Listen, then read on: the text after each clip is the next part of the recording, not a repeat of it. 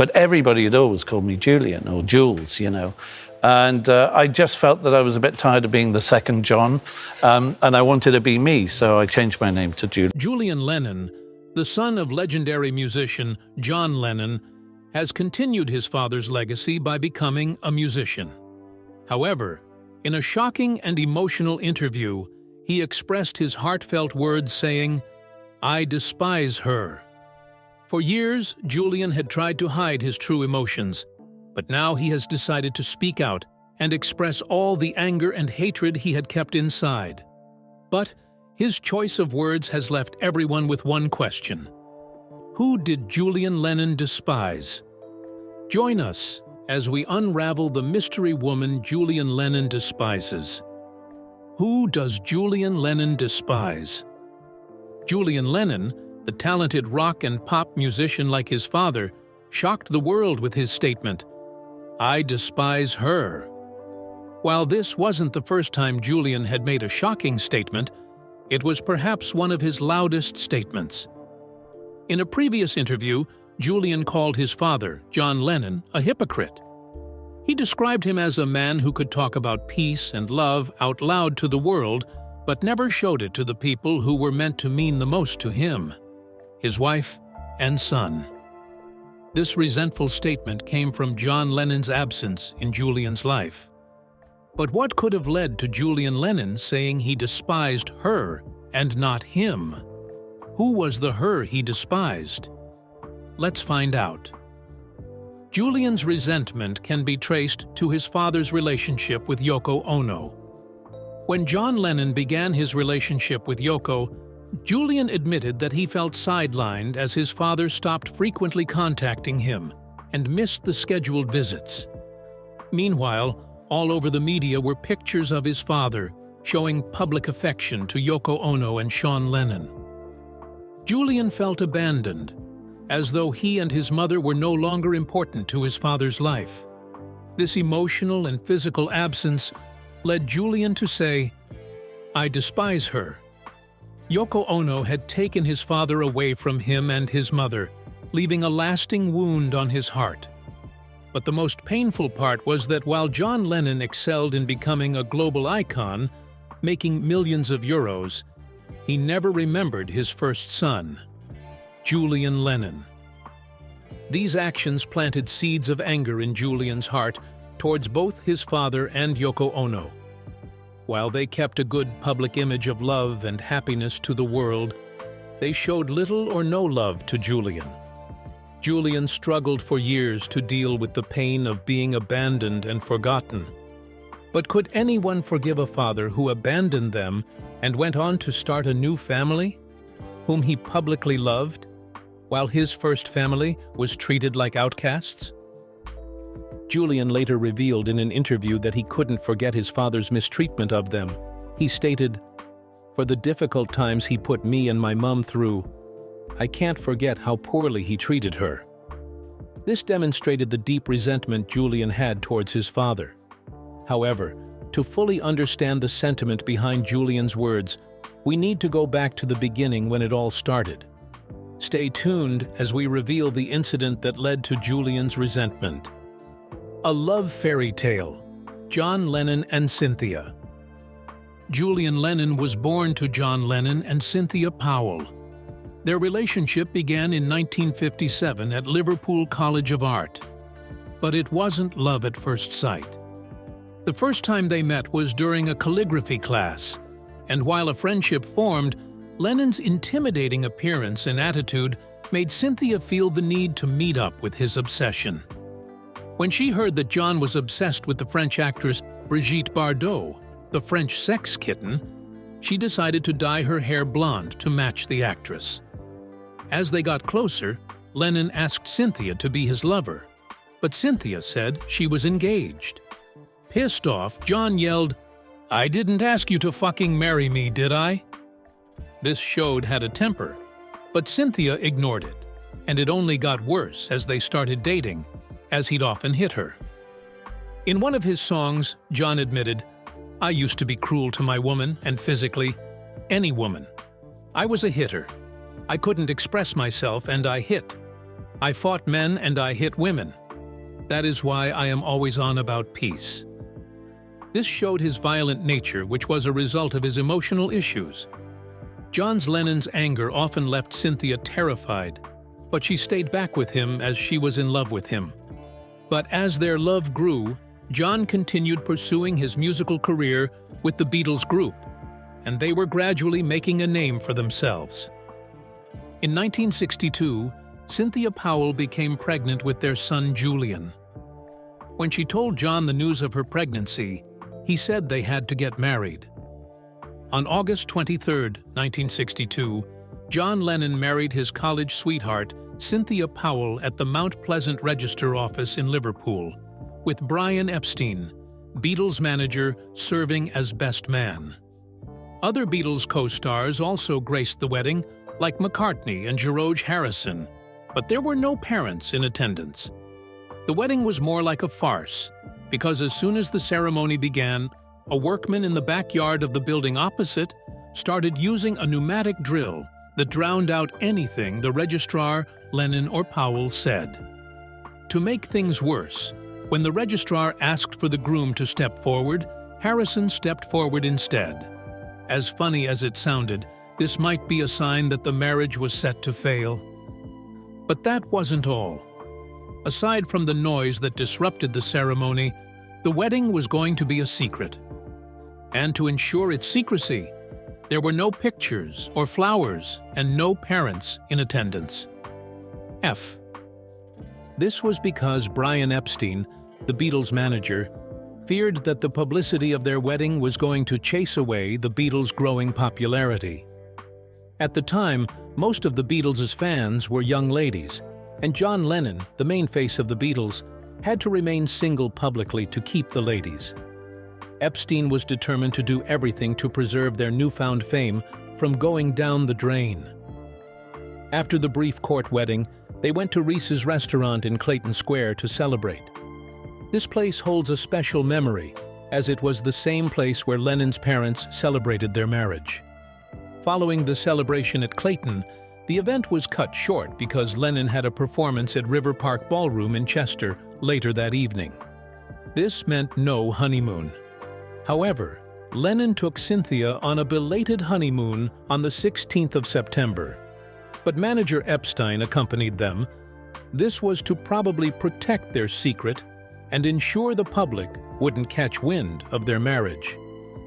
To further protect their marriage from the public eye, Epstein offered the couple his apartment on 36 Faulkner Street, Liverpool, for them to live, and later paid for a private hospital room for Cynthia to have her baby, shielding them from the public.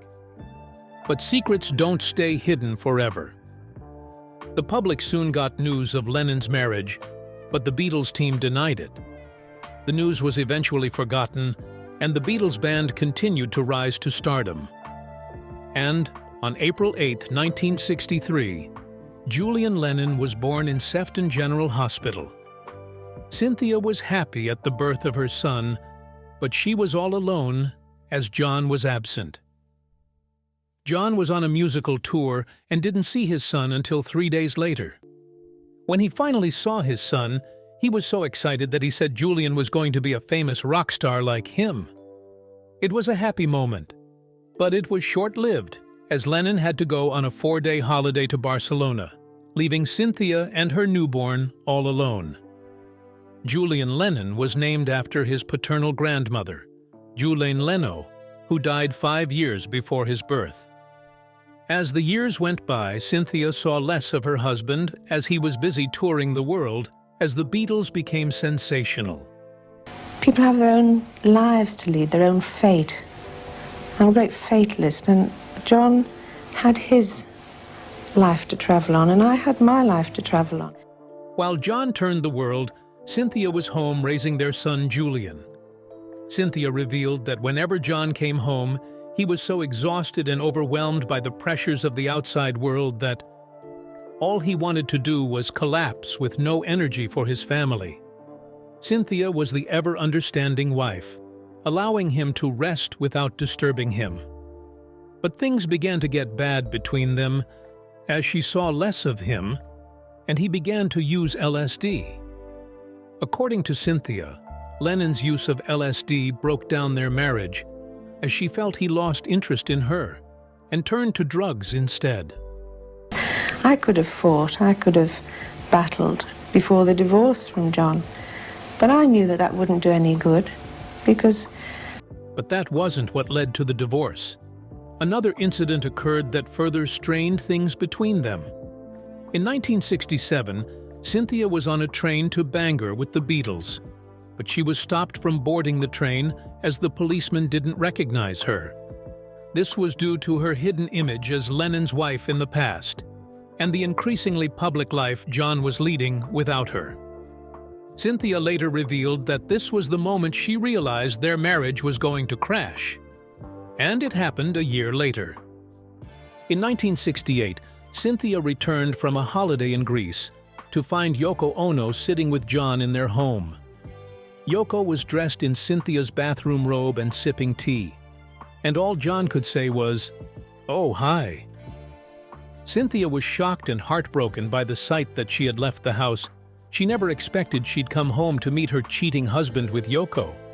But this wasn't the first time Cynthia had met Yoko. She had met Yoko once in a meditation meeting.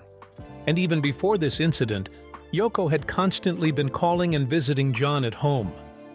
When Cynthia asked John why Yoko was all around him, he told her Yoko was simply trying to obtain money for her avant-garde Bulls *** tea.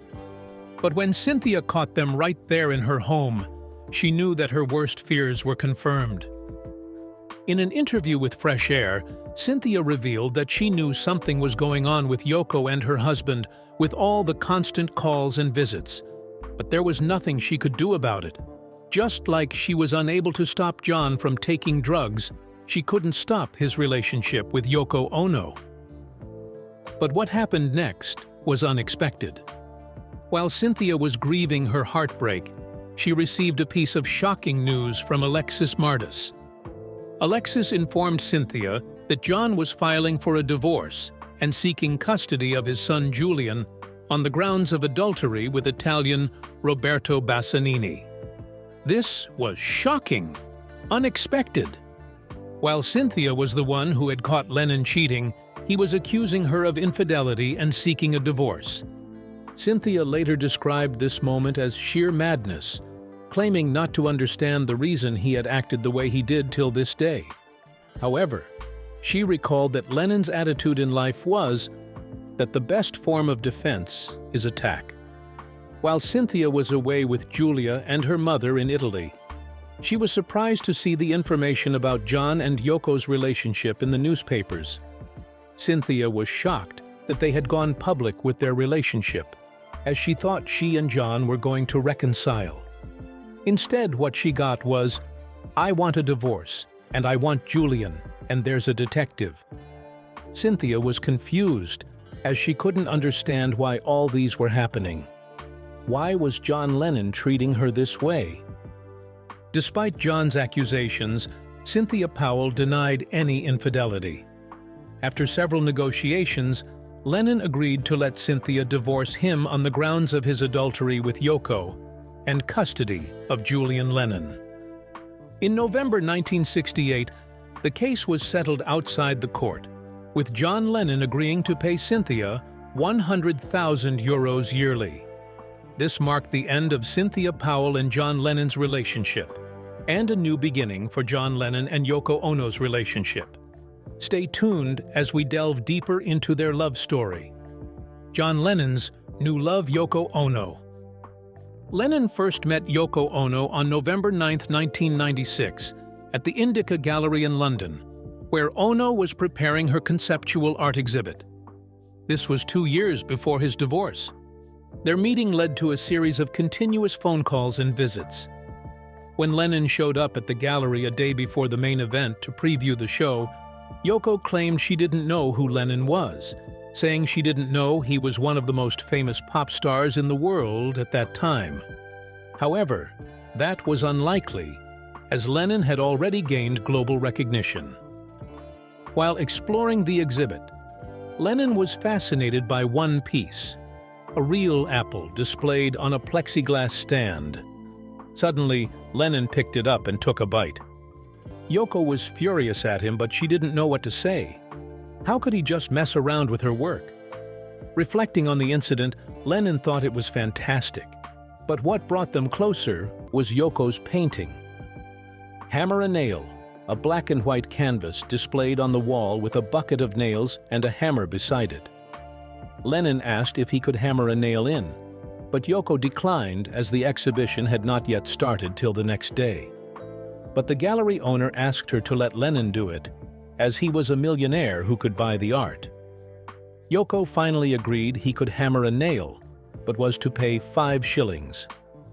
Lennon responded charmingly, "Well, I'll give you an imaginary 5 shillings and hammer an imaginary nail in." This playful conversation marked a pivotal moment in their friendship. Lennon described it as the moment they got each other as they locked eyes, marking the beginning of a new love story. Yoko and Lennon quickly became a pair with Yoko all over him. And when Cynthia asked why she was all over him, Lennon dismissed it, claiming Yoko was trying to get money from him. While Cynthia went away for a holiday in Italy, Lennon invited Yoko over to the house, and they spent the night recording an album, 2 Virgins, after which he said they made love at dawn.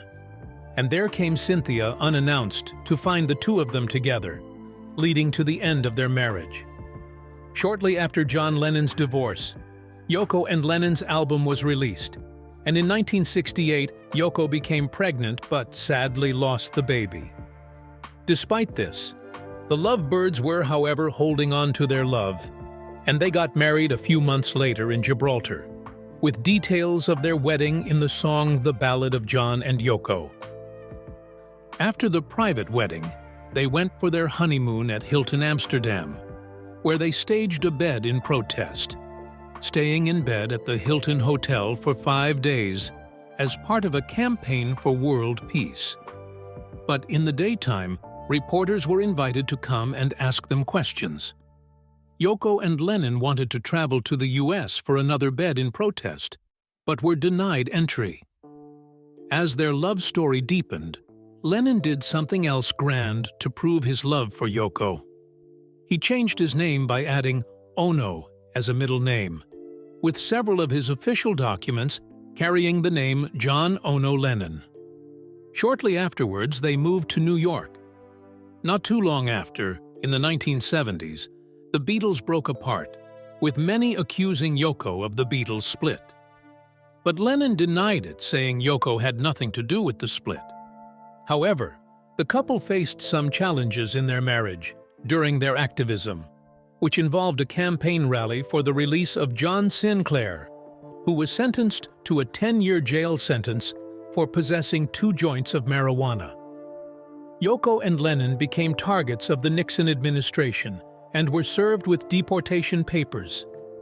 Although they won their case, the stress took a toll on their relationship, and Yoko asked Lennon to leave the house. For 18 months, Lennon and Yoko were separated, which made Lennon leave for Los Angeles and began an affair with May Pang, his assistant. Interestingly, the relationship was initiated by Yoko herself, as she asked Pang to date her husband. They dated for 18 months, but then in early 1975, Yoko decided she wanted her man back, and you won't believe what she did next. Yoko reached out to Pang saying, "I'm thinking of taking John back. I think it is time." This marked the end of Lennon's relationship with Pang. Shortly after reconciling with Yoko, the couple renewed their vows on their anniversary, and that same month they announced that they were expecting a child. After 3 miscarriages and 10 years of trying for a child, Yoko finally gave birth to Sean Taro Ono Lennon on October 9, 1975, during Lennon's 35th birthday.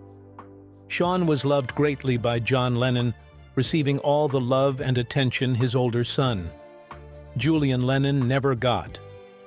After Sean's birth, Lennon got pregnant again, but wanted to have an abortion. But Lennon pleaded with her to have the baby, but they came to an agreement that he was going to become a house husband. Lennon took a hiatus from the music industry for 5 years, spending all the time with his son Sean. He also documented Sean's first year, as he employed a photographer to take pictures of Sean every day. He also created numerous drawings for him, which were posthumously published as Real Love, the drawings for Sean. This period was in contrast to Julian Lennon's relationship father. Within the same year, Cynthia had an interview during this time where she attributed their divorce to Lennon's use of LSD and Yoko's presence. In response to her interview, Lennon wrote a letter. "As you and I well know, our marriage was over long before the advent of LSD or Yoko Ono, and that's reality." He also mentioned that they had taken LSD together. He claimed that Cynthia had asked him to remarry her and have another child, which he politely declined even though he and Yoko were separated. He, however, suggested that Cynthia avoid talking to the magazines and newspapers and dwell on the good years they shared. This reflected the fractured relationship between Julian's parents, a fracture that left a lasting impression on Julian Lennon's life. Keep watching as we explore the impact of John Lennon's absence in Julian's life. Impact on Julian Lennon. For years, Julian Lennon put up a strong front, claiming he was fine without his father in his life. But deep inside, Julian was a man who was hurting. At age 59, Julian decided to face his demons, recognizing the deep seed of hurt that had been sown in his heart by his father's rejection. Julian chose to act on the advice he had once gotten, to take a sad song and make it better. This referred to Hey Jules, the song written by Paul McCartney, one of the Beatles, to console sad and angry 3-year-old Julian and his mother, who was abandoned by his famous father, John Lennon. As a child, 3-year-old Julian would scream out, asking his mother for his father. Julian admitted that he grew up longing for more contact with his father, but as the years went, he felt rejected and unimportant, as his father ignored him and neglected him. Following the advice embedded in Hey Jules, Julian took the Hey Jules song at age 59 and turned it into something personal. Hey Jude. Hey Jude became one of the most loved and frequently played tunes in music history, with lyrics like, "Remember to let her into your heart, then you can start to make it better." These words resonated deeply with the listeners, however. Despite the success of the song, Julian admitted that the song is a reminder of the bitter, inescapable reminder of painful times and the deep scars that took a lifetime to heal. Yet, it brought him to a point of reflection, to take ownership, and come to terms with who he was, away from the pain, anger, and bitterness he had harbored inside of him.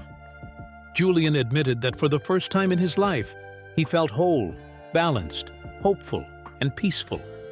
He saw this as a clean slate for him, free from the invisible scars of an abandoned child.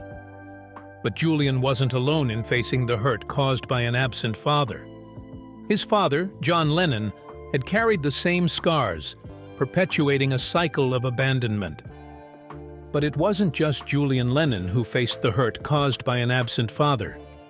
His father, John Lennon, carried the same scars as he was abandoned by his father, perpetuating a cycle of abandonment. This is believed to be the reason why John Lennon was able to leave his son at age 3. Let's take a look at John Lennon's childhood. John Lennon was abandoned by his father, Alfred Lennon.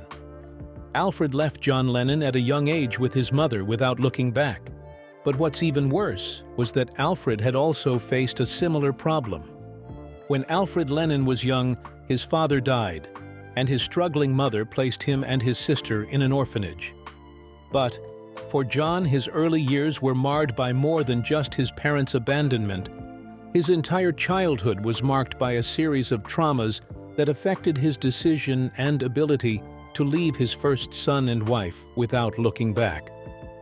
But John Lennon's story was worse.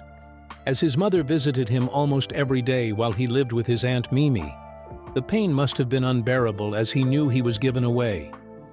But what made it worse was his mother Julia, lived with and had children with a man while still being married to John's absent seaman merchant dad.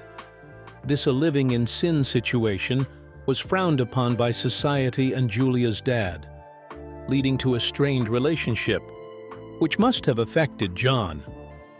But the story doesn't end there. Several attempts were made by Julia to raise John by herself. She often took John from Mimi's house for a brief time, only to end up returning him to his aunt. This instability left John feeling abandoned repeatedly. At 14, John lost the father figure in his life, Uncle George. 3 years later, John's mother also died in a car accident, which left him traumatized, leading to years of fights and drinking as he struggled with the loss. These scars were carried by John to adulthood. It was also the very reason he was able to abandon Julia as his parents abandoned him. In John's emotional song titled Mother, he sang, "Mother, you left me, but I never left you.